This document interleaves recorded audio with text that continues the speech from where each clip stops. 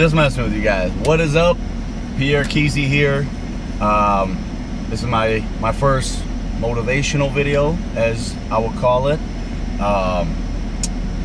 Really what I want to talk about, and I've been wanting to talk about this for a long time with so many people, but didn't know how to reach out to so many people. So here's, the perfect way. But what I want to talk about is goals. And me being a personal trainer, I'm talking to people every day on a daily basis. Turn that AC down a little bit so you can hear me. But yeah, I'm talking to people, every day on a daily basis.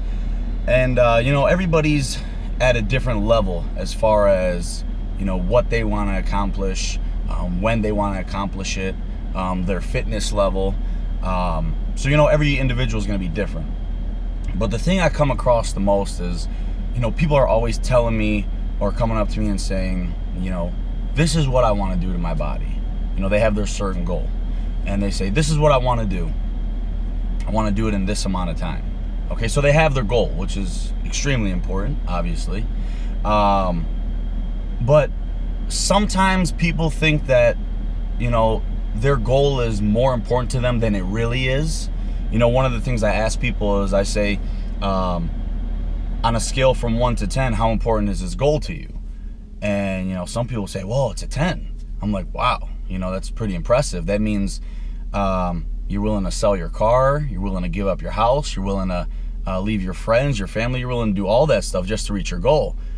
And then they say, oh, you know what, maybe it's not a 10. Because that's what a 10 is. 10 means the top priority in your life. So then they say, okay, maybe it's a 7. I say, okay. Then when it gets down to actually doing the work and going through the process, that number seems to be a little bit unrealistic.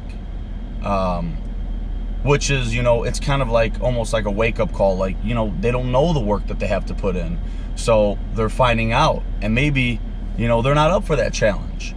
So for the people, now this doesn't go out to people who don't have those goals. If you're an overweight person, or maybe you're a little skinnier than the average person, or whatever the case may be, there's nothing wrong with that. So that's one thing that people first and foremost need to understand is you should be happy with who you are, the way you are. Just because I'm a trainer and in the fitness world doesn't mean I have any right to judge you, and vice versa. I can't tell you that you're living a bad lifestyle. Those are your morals. You do what you want to do. But this is for the people that, ask for my help on a daily basis. You got to understand, one, yes, you do have a goal. But more importantly, why? Why is that your goal? And how long has it been your goal? Okay, so how long has it been your goal? That's important because you might say, you've been working on getting a six-pack for the last 6 years and you haven't been able to accomplish it. Well, that right there tells me immediately something needs to change. Because if you've been doing the same thing over and over for 6 years and you're not seeing the results you want to see, but you're expecting a different result every time, that's called insanity. All right, so see how long it's been since this has been your goal, and really sit there and think about it, and think about the steps that you've taken to accomplish that goal, and what has changed or what might not have changed within that amount of time. Okay, so that's gonna be a huge key, is to understand what your goal is and how long it's been your goal for. I think the most important thing in reaching a goal is understanding why it's your goal. Okay, so especially a lot of younger kids, they want to put on muscle, or they want to tone up, they want to get a six-pack. Okay, well, that's cool, that's all. That's all good. A six-pack looks awesome, but what is a six-pack going to do to affect your life, to affect, your health, to affect the people around you? Is that just something short-term that you want? Is this something that you just want for the time being? Or is this something you want to make last for a long time? So be realistic about your goals and have a deeper meaning or reason for why they're your goals. For example, my mom.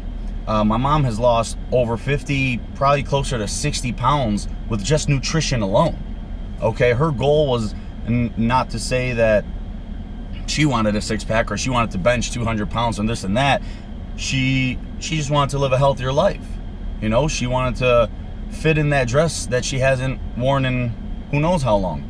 And it took a lot of trial and error, but she's she eats cleaner than I probably eat. You know, she's taken the initiative and made the changes necessary to reach the goal that she wants to reach. But it's not just a short-term thing, it's a long-term thing, because it's her health. You know, she wants to live a longer life, a more quality life, okay, for a longer period.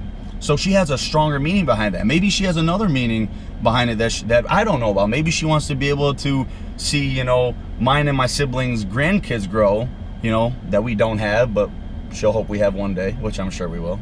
But that could be a goal in itself. So you got to have a deeper meaning, and you got to make sure you do it for yourself. Because when I first started my fitness journey, I started getting in shape at a really young age, younger than most kids nowadays, I guess, would start, or at any time. I started when I was about 10 years old. That's when my whole journey started. But initially, maybe without realizing it, I didn't do it for myself. Okay, I did it because my parents, they own 2 hair salons. So when I was younger, I used to go and help out, you know, my dad at the salon, doing, you know, little chores here and there. And, you know, my dad's name is Sam, so I always remember people saying, "Hey, Sam, your son's getting fat, or he's getting chubby," you know, kind of under their breath. But I would always hear that. So it makes you feel really low. You know, you feel like you don't fit in, or you don't fit in, or you're not normal, you know. And as a 10-year-old kid, shoot, even now, that would probably hurt anybody of any age, but especially as a 10-year-old overweight kid, man, I can tell you that definitely hurt. And that is something that I carried for a very, very long time, you know. I started to get in shape. I started running, and now, mind you, I didn't know everything I was doing, but I was putting in the effort to do something rather than nothing. You know, there's a lot of things I did wrong, but I was able to, you know, learn along the way. You know, it was, you know, doing something as simple as push-ups, sit-ups, jumping jacks in my house every day, doing more and more every day, trying to eat healthier. I didn't know what healthy eating really was, but I was making, you know, the effort, whether it was cutting out pop, cutting out chips. But I did it for the wrong reasons. I did it because that's how other people wanted me to be, and I thought that that's how I was supposed to be. So for the longest time, you know, I carried that with me, where now I had to prove you wrong. I have to be better than you, stronger than you, bigger than you. And if you're lifting more weight than me in the gym, I'm going to make sure I come back and lift more than you, and I'm going to make sure that you're there to see it. So as it was good in a way for me to, you know, get in shape and you know, work out and exercise and eat healthy, I was doing it for the wrong reasons. Okay. Even before I started to build up, and before I became a trainer, when I was heavier, there got a point where I was too skinny. You know, I was afraid to eat in front of people because I thought the one thing that I ate was gonna make me blow up. And I didn't like to eat large amounts. I just thought I was gonna go back to how I used to be. So it was mentally tough. So, you know, started hitting the weights and learning little by little. And like I said, you know, I was doing it, not really realizing at the time, but I was doing it for the wrong reasons. I wasn't doing it for myself. Yeah, it felt good, but I did it because somebody told me when I was 10 years old that I was fat and out of shape and that I needed to change, when really that's not true. You got to be happy with who you are. Now, if you personally are not happy with yourself, then do something about it. But if you're okay with, you know, being overweight or whatever the case may be, there's nothing wrong with that. You know, you got to love yourself, and you can't let anybody tell you different.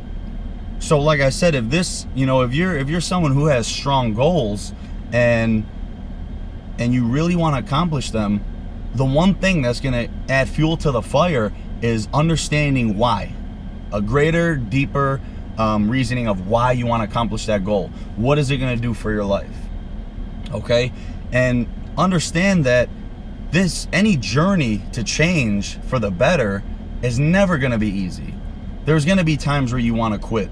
There's going to be times where you second guess, why the heck did I even start this? But the thing that can pull you out of that is remembering why. You know, especially me, I can relate because, you know, obviously, story I told you as a young boy, but even as a bodybuilder, you know, I've competed twice, and each time I prepped for 16 weeks, and there was times where I wanted to fail. You know, there was times where adversity hit me the hardest. I think when I strive to do something great, that's when adversity hits the most. You know, the first time I competed, I lost my first cousin who was like a brother to me. And that actually fueled me. You know, people can take it different ways. People can take it as, you know, now I don't want to do this and be all down about it. But I knew the person that he was, and he was the strongest person that I know. You know, and he wasn't afraid or scared of anything. So I said, you know what? Let me do this. At first it was for myself, but now that I have someone to do it for as well in a positive way, that just amplified it. And, you know, by the grace of God, I ended up getting first place in my first teenage show in 2013. But I have no doubt in my mind that without, you know, me thinking of my cousin Jimmy, I might have not been able to get through it at that time. I might not have been able to, but he pushed me every time I wanted to quit, and I wanted to quit. Trust me, I wanted to quit, but I just found a deeper reason to keep going. So that's what you got to think of. You know, there's nothing wrong with being who you are and being the way you are. Just understand that. That's the number one thing. But if you are somebody who does want to change, whether it's your physical fitness, whether it's your job, whether it's your relationship, whether that's my mom waving at me now, no matter what it is, just in life. And you know, I always bring up examples of fitness because that's the industry that I'm in, but just anywhere in life. The saying is true when it says if you want something so bad, you'll find a way to get it. And one thing you don't need to worry about is how you're gonna get it.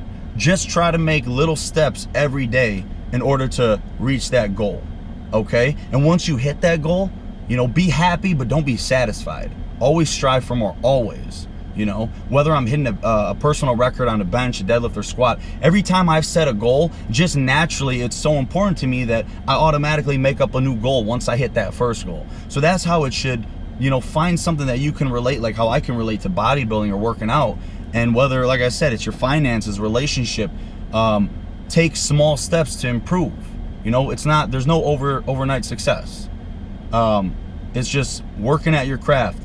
If you're good at something, become great at it. If you love something, make sure you can influence other people somehow. So I found that, you know, I loved working out, and I had a gift as far as helping other people in whatever way that I can.